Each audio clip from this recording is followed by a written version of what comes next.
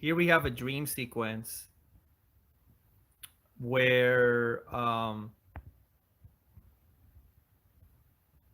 yeah, where Tarmiriel has a dream, this dream, and what I was trying to say is that I felt that it was too much too soon.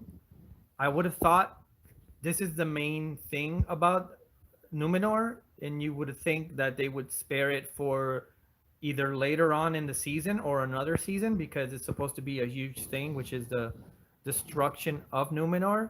But it does have a function from a narrative standpoint where they are trying to show that there's a connection between Galadriel showing up and the doom of Numenor, which of course is not accurate, has no bearing in the real lore. Yeah, she's holding this baby, which I guess is supposed to be symbolic of the future. She says some dumb stuff that I'm not even gonna repeat. And then we have this. This is the money shot.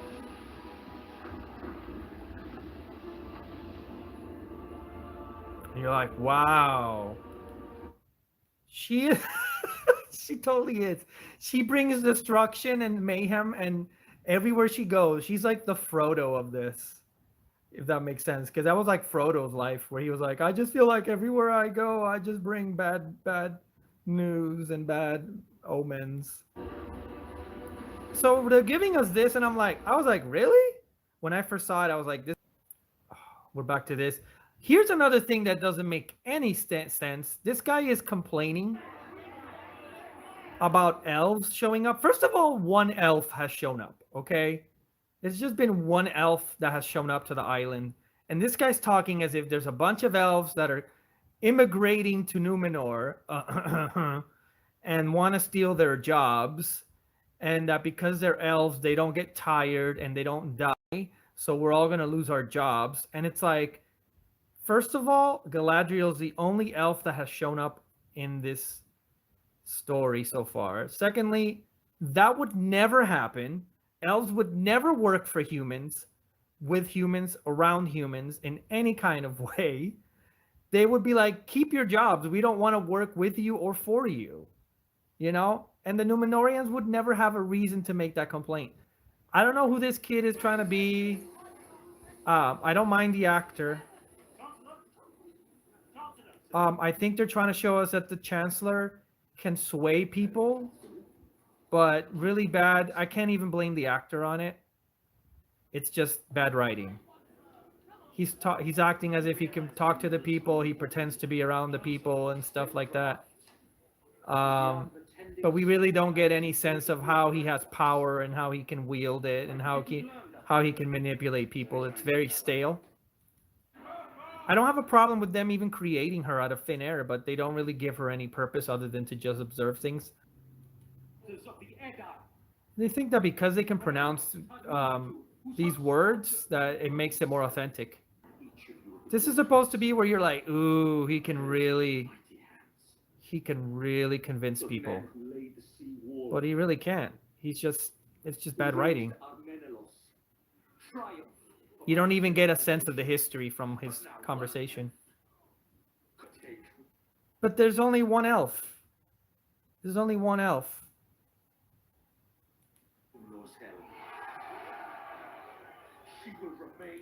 I'm not sure what they're trying to do with the. I mean, I do appreciate it. Okay, it is evocative of Babylonian architecture. I will give them that. If you look at that door, looks like the door of Ishtar that they have in museums nowadays. However, you would think on the sides they have these men. If you're gonna go all out, why not give us bulls? Because it was based on astrology, actually, back in the old days.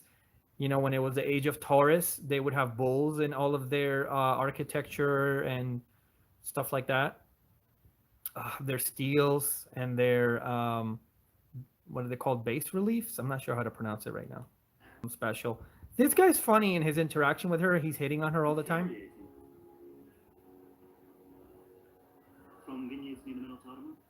Trying to get her drunk. We're back to this. Okay. So she's trying to convince Muriel now that she needs to fight with her. So now suddenly Galadriel, Miss, I can do it all by myself. Remember? Now she's like in a position where she's begging and doesn't know how to beg. Companion assaults our citizens. There is a very cringe. Remember the cringe scene in the first episode with her jumping off the sword and chopping the troll? They've got something even worse in this scene when we in this episode when we get to it. You're gonna be like, what?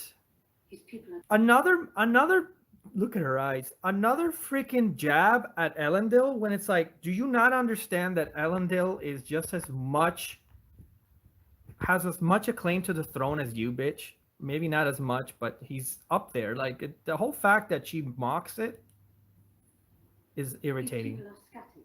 and out of place.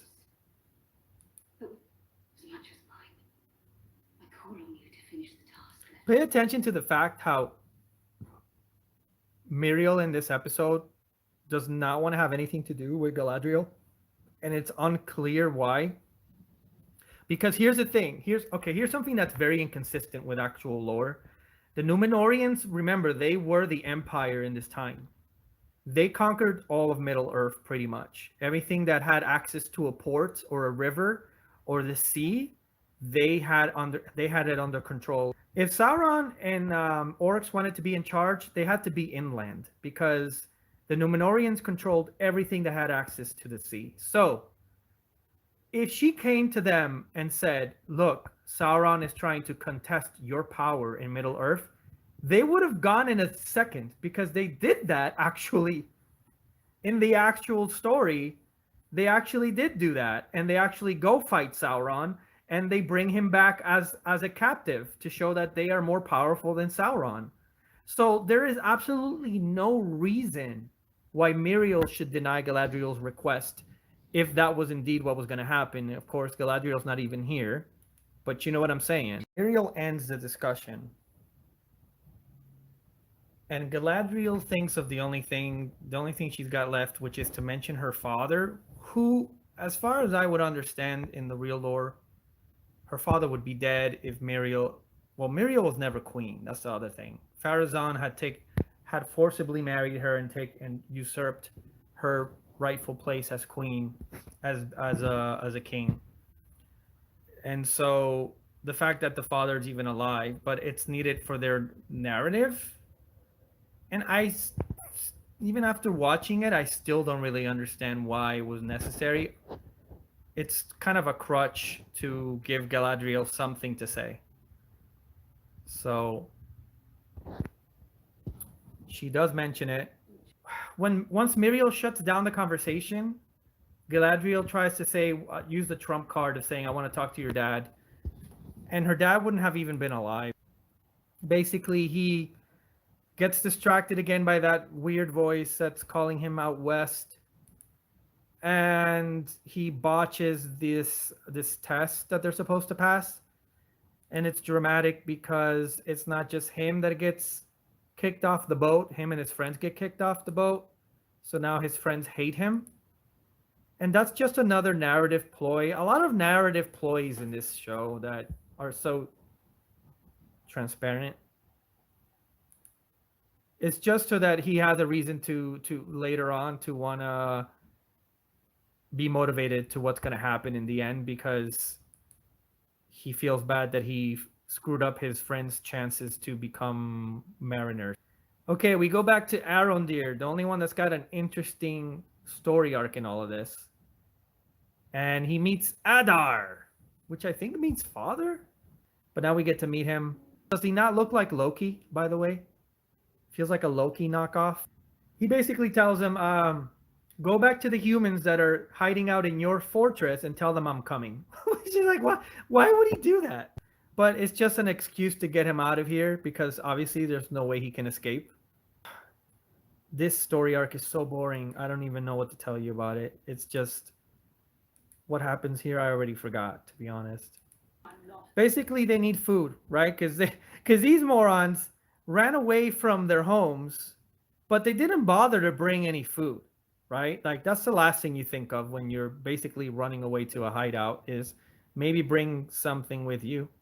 So they're talking about somebody going back to get food, and her son is the only one with the cojones to go over there which I guess is supposed to teach us how this guy is just a rebel. Because again, he has this hilt of a sword that he's. We find out where he gets it finally. Now we're back to Elrond.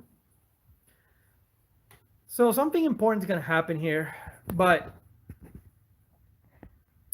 can we just say when are the rings? Well, they're literally. This is what they're building right now. They're building the furnace so that they can actually build the rings. And here's the problem, so they can make the rings. And here's the problem. Sauron is supposed to be a major component of this. This was Sauron's idea. The rings were Sauron's idea, but he's nowhere near Celebrimbor. He, by all rights, according to the lore, should be here right now with Celebrimbor, telling him to make the rings and keeping a close eye on that whole process. So he basically, this doesn't make any sense. He basically makes Elrond suspicious of the dwarves, that they're keeping a secret. How or why, we don't know. So he's questioning Durin's wife as to trying to find out what they're hiding, and she does a good job of lying to him. But then because he's super elf, he can hear them having a talk, and of course they're having a conversation out in the open because it suits the narrative.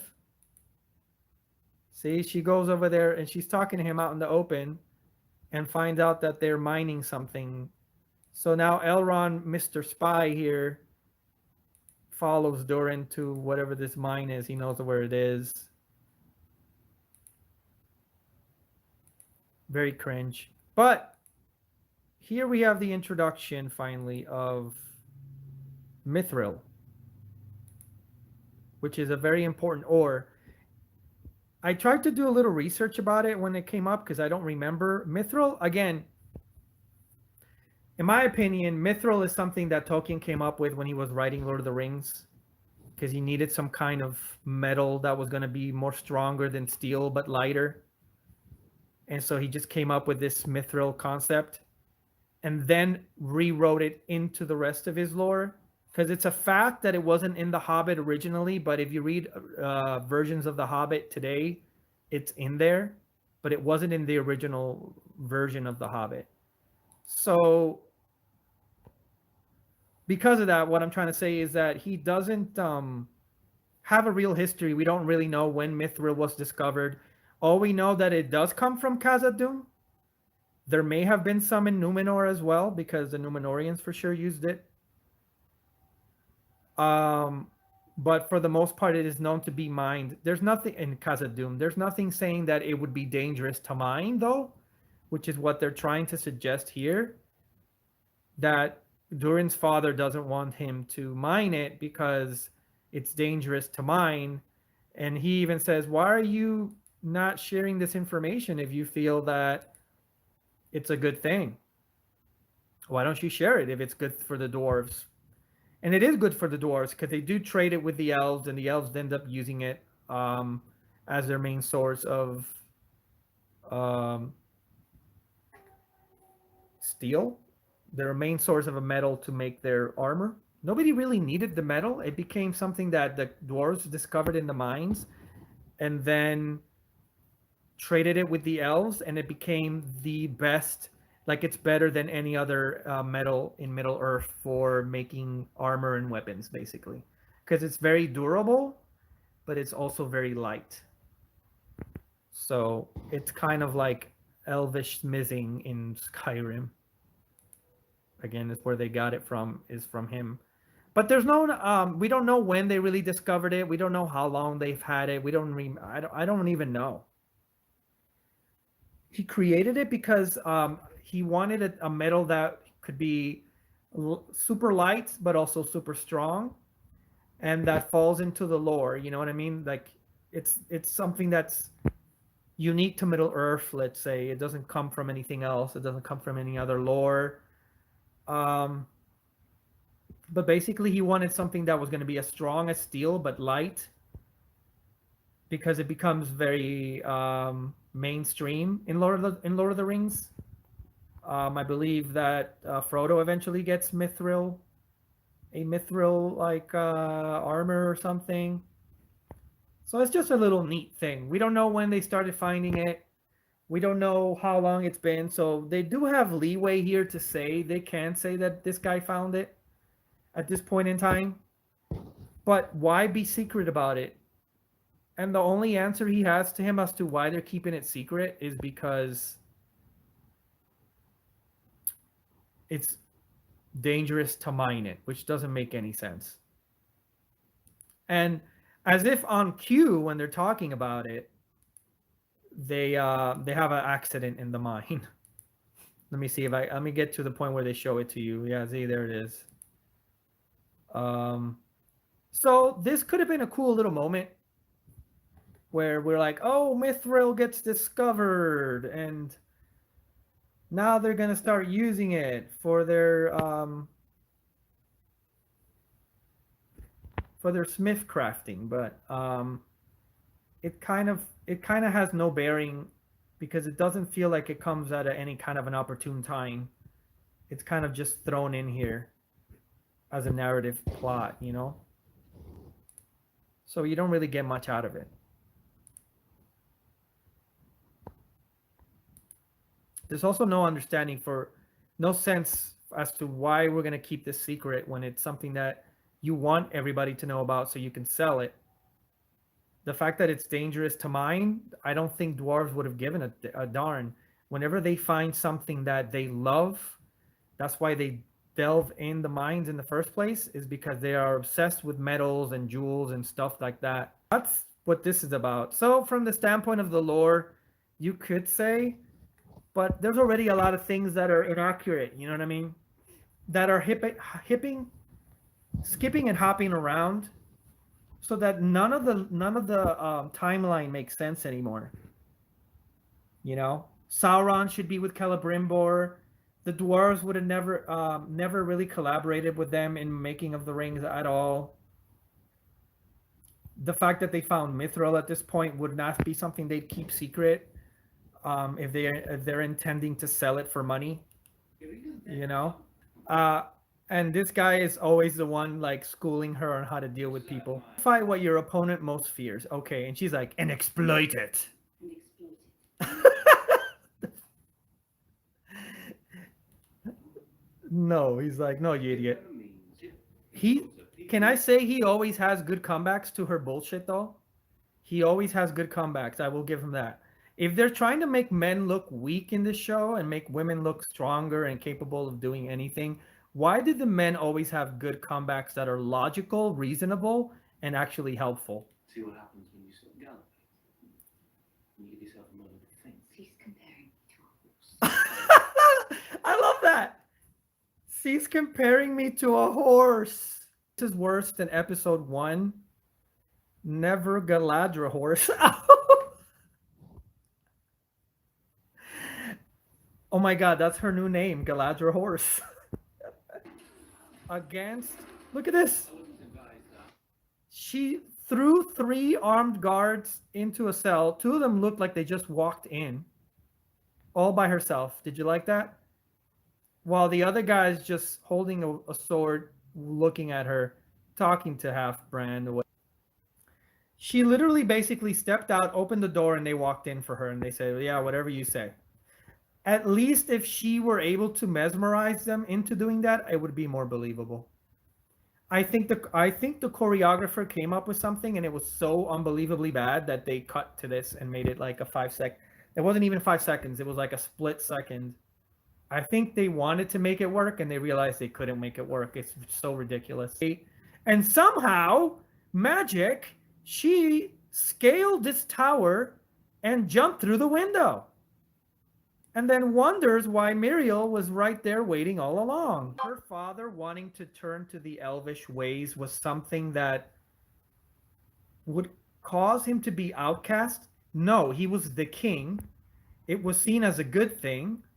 It just didn't last because then came Pharazôn. And it is a way of showing that the fact that they strayed away from their connections to the elves is what led to their downfall in the first place. But that's it. The kings were powerful. This is the most powerful empire of Middle-earth in this time. Okay, this is huge. There's supposed to be 7 of these. They did come from Numenor.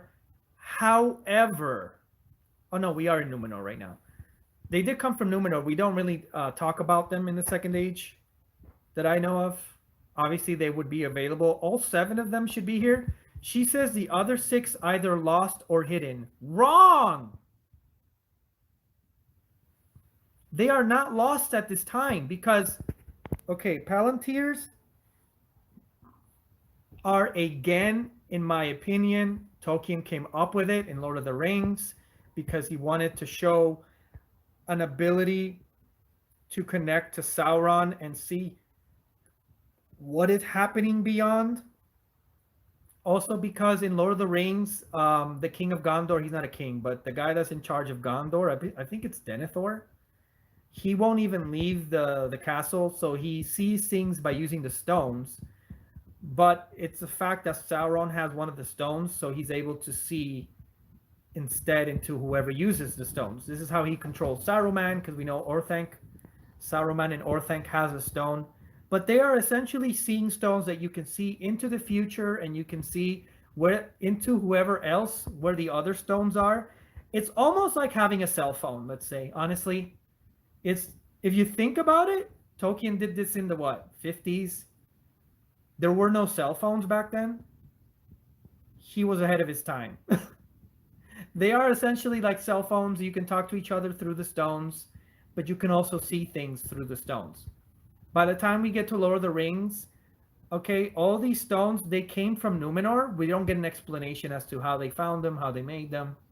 It's supposed to be one of the relics of their era that they came up with.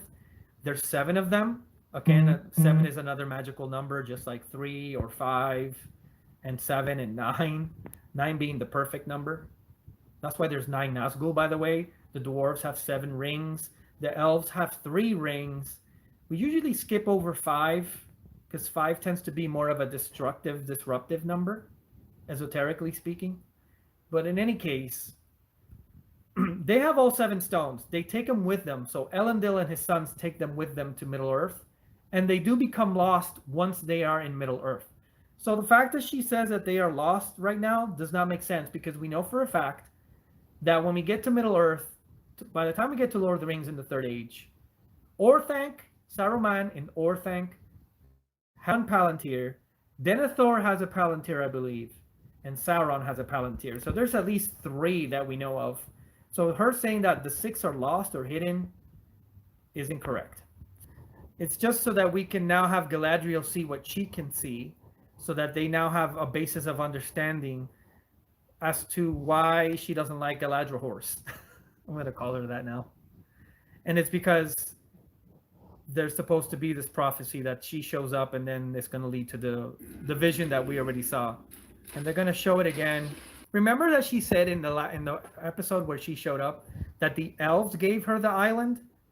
And now she's saying the Valar gave them, and she said, no, nobody gave us the island. But now she's saying the Valar gave them the island, which is actually accurate. So they're even being inconsistent within their own episodes. The only reason the Númenóreans lost the island, according to Tolkien, was because they ended up trying to go to Valinor. Period. Not because they turned to darkness, because they were doing pretty bad things. And again, there's a timeline here, right? Sauron, the timeline is that Sauron helps Celebrimbor make the rings. The elves catch on to Sauron, and they disappear with the 3 elvish rings. Sauron hands out the remainder of the rings.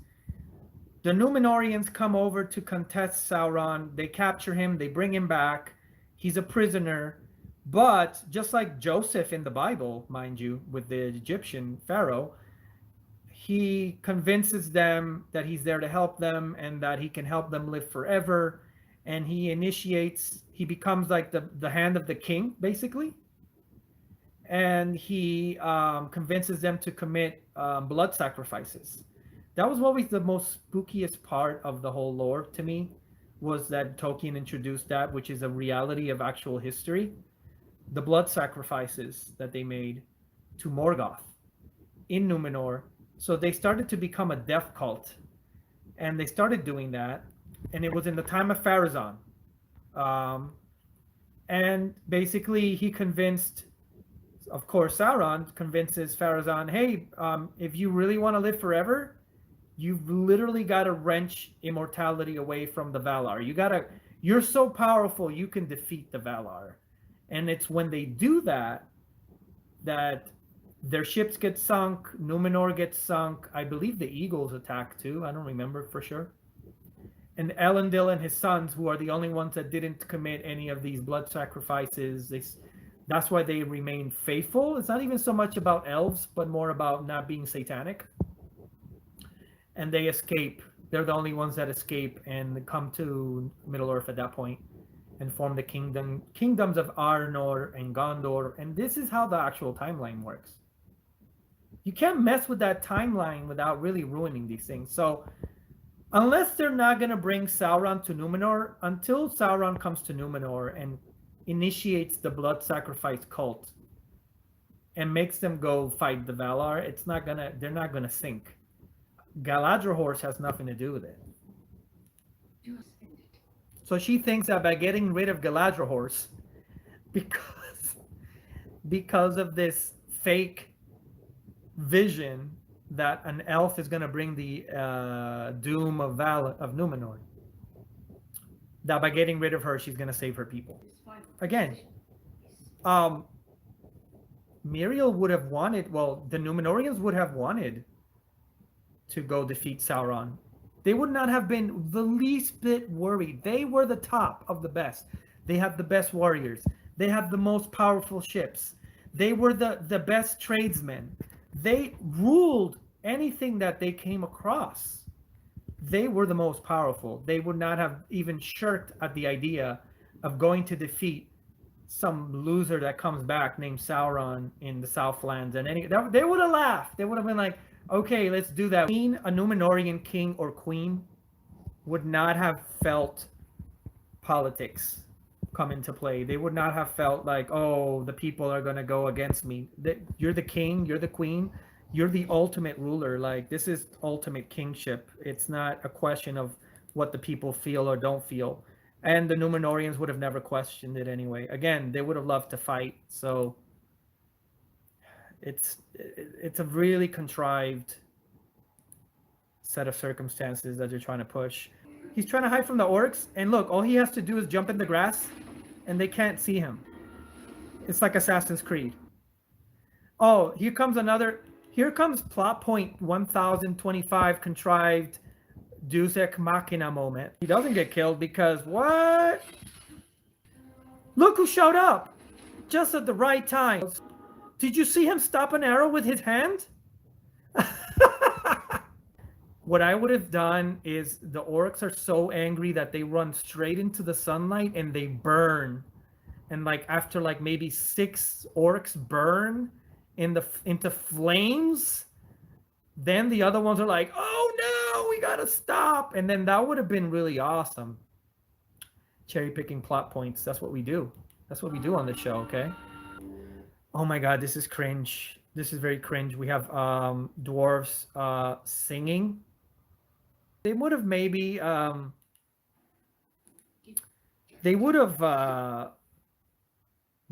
the death of the dwarves, but they would have kept mining for Christ's sake.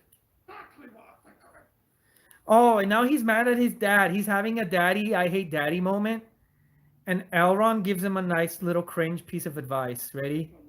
I wish I could talk to my dad. So you should be happy you can talk to your dad while he's still alive. I mean, they so belittle so much of what Tolkien tried to make into big saga and achieved to do it, even if it was an encyclopedia form in the Silmarillion. And they just make it so cheesy. I think that's the most tragic part. Yeah, so Arendelle went over there on a ship with his wife, convinced the Valar to help defeat Morgoth, and now he carries the Silmaril as the evening star in the sky for all eternity. It's a pretty nice story. It's got value to it, and it's a very important conclusion to all the drama of the Silmarils that we have in the First Age. But then here they treat it like a little anecdote story. He goes talk to his father, And the father's like, even if I'm angry, I love you, son. So there maybe the dwarves are Italian because Doran gets reincarnated. He doesn't have kids. Which that would have been more interesting to see. Wouldn't it have been cooler to have this old man die and there's like a copy of him, like a golem copy of him, right? In like a coffin or some sort. And he's been groomed. Like you see him like his whole life. He's like, oh my God, when I die, I'm just going to take over this body. You know what I mean? And there's like some ritual involved with that, so that when he dies, his soul transfers from the one body into the other, and now he's new. That would have been way cooler than this nonsense. These people that forgot to bring food, so they can't even withstand the siege. I predict that what's going to happen is they're going to save these people. The elves are going to save these people, and these people are going to betray them. Okay, this here they tried to pull a stunt. Okay, they thought they were very slick, and I don't know if I can play it out for you, but I'll try. Remember, she's sending her off, right? So Nimloth, this is Nimloth the Fair, the tree that is born from the sapling of the trees of old in Valinor. It's supposed to be the most beautiful tree, the tree that carries the light of the universe, the memory of that, right? It's shedding its leaves almost as if it's weeping. That's nice. And she's realizing, oh my God, I messed up. These two are cousins. Yeah. Living reminder. Heroes. This guy got paid the most money for not doing anything. Do we stand that? Do we stand the old man that got paid to just lay in bed for a whole episode? Plot twist! You thought she was gone. Did you expect the plot twist? Did you expect it? Like we could. Okay, here's the thing. They tried to make it look like she realized her mistake, right? With the falling of the Galadriel horse's neck. She never looks happy. Galadriel horse never looks happy. Stop. She's comparing me to a horse. That was her best line. That was her best line. We're supposed to think that she has a change of heart with watching the leaves, the petals. She never should have rejected her in the first place. She made it sound like she was scared of her people turning against her. And now she basically gives a speech telling them, if you guys have any balls, you're going to do what I say. And now we have why the plot point for Isildur was even worth mentioning, because he doesn't even join the fight. Can we say something? He doesn't join the fight because he feels anything for the battle that's about to happen, or because he feels any kind of a spiritual attraction to the West. He does it because he doesn't want his boys to go out collecting beans without him at 3 a.m. There was a lot of things to talk about in this one. Wow, yeah, they are trying to tell you how to feel. I agree. They really are trying to tell you how to feel. It's lame. There's a lot of things that could have been good, but that get cheesed out. We missed Gandalf being half naked. So I hope they bring him back. I think they do bring him back in the next episode. We'll see. But they brought Mithril. That should have been a moment. They brought this little plot twist that never needed to be there. The father that never was alive. The two dwarvish father-son moment that never existed. Stupid arguments that never should have happened. Things outside of the timeline. All Isildur being a loser when he never would have been a loser. So many things. The sister that has nothing interesting about her except for the guy that's hitting on her. But there's a lot of things that should have been that should have made us contemplate. That should have made us think about where this is going in this episode, and all we got was more of the same. Yeah. So, and too many cringe moments. The worst fight moment ever. Galadriel handling 3 freaking guardsmen without a weapon, without any armor. She just kind of just opened the door and they walked in for her. It's too many contrivances for me. I can't. My brain is hurting. Oh, the moment of the destruction of Numenor. Again, I felt that was came too soon.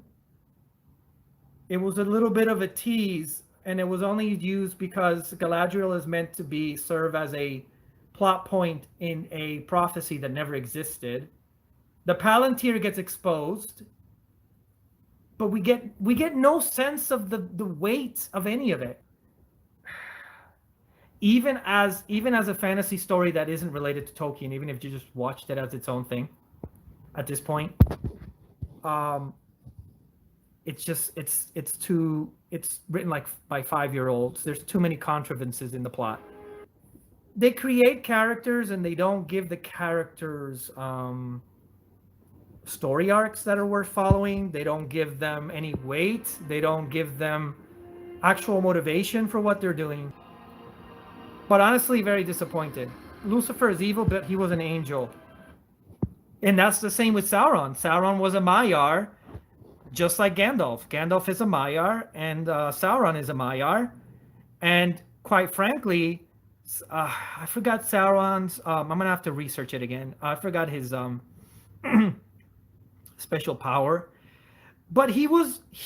I do believe he had to do with mining. I don't know if he had to do with mining,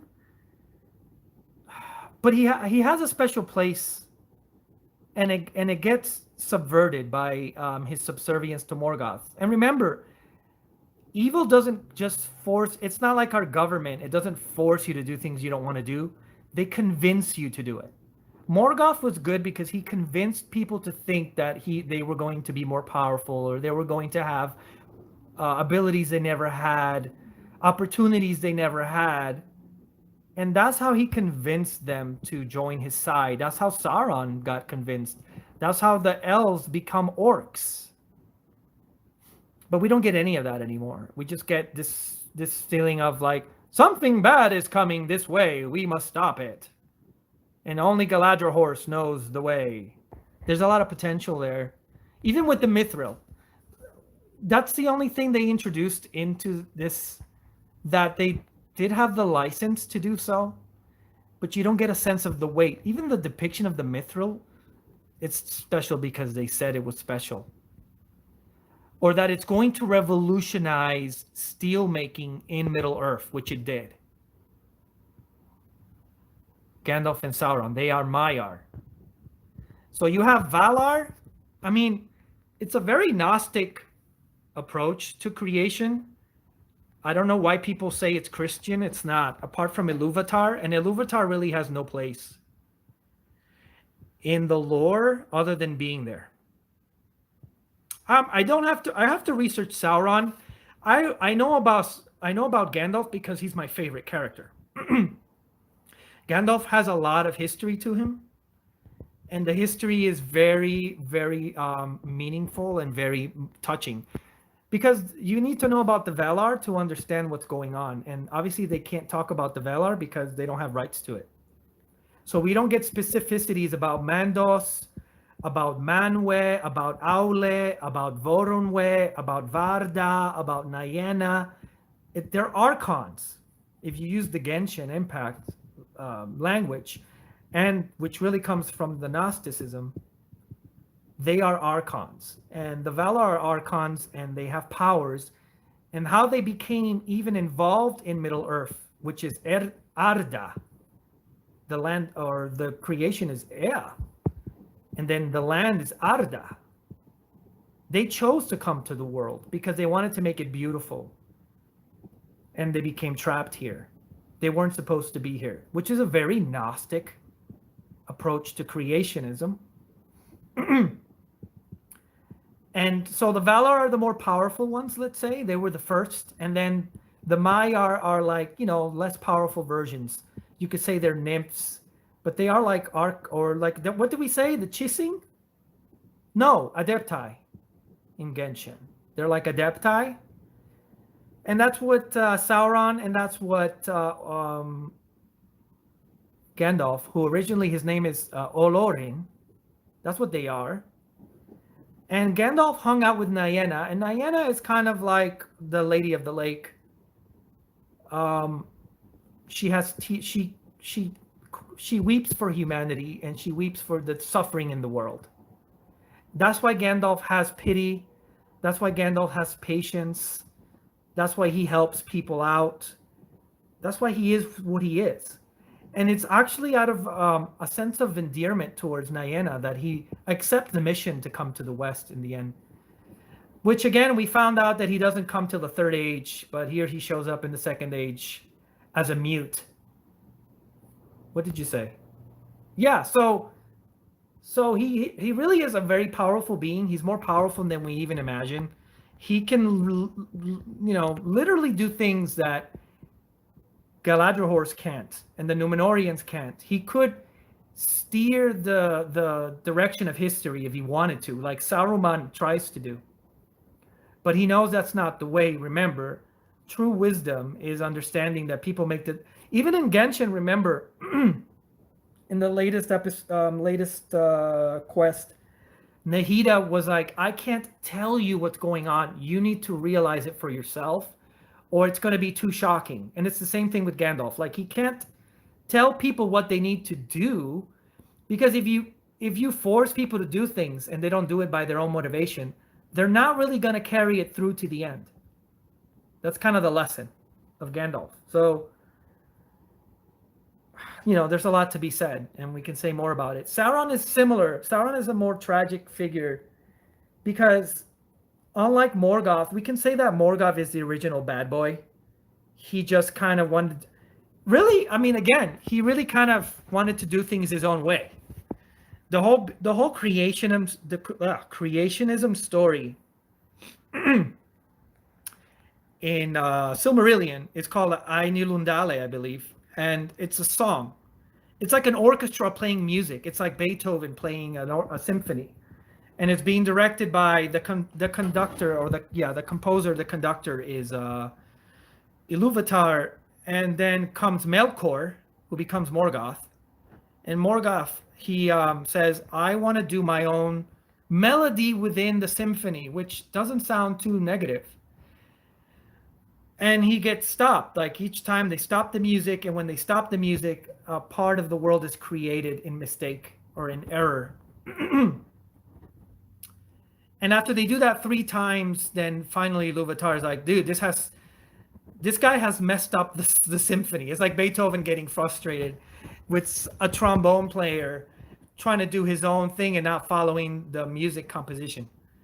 And so that's where Morgoth comes in. It's interesting because he's trying to do his own melody, but he's not trying to do it in harmony with the rest of the melody. And that's why it's a problem.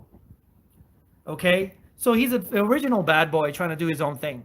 Sauron isn't an original bad boy. Sauron is literally believing that what Morgoth is saying to them, which is, if you follow me, you're going to be able to be the best you can be, which is what Sauron wants to be originally. And then at some point we realize Morgoth is a little crazy because he doesn't really follow his own teaching. He does what he wants to do in the end.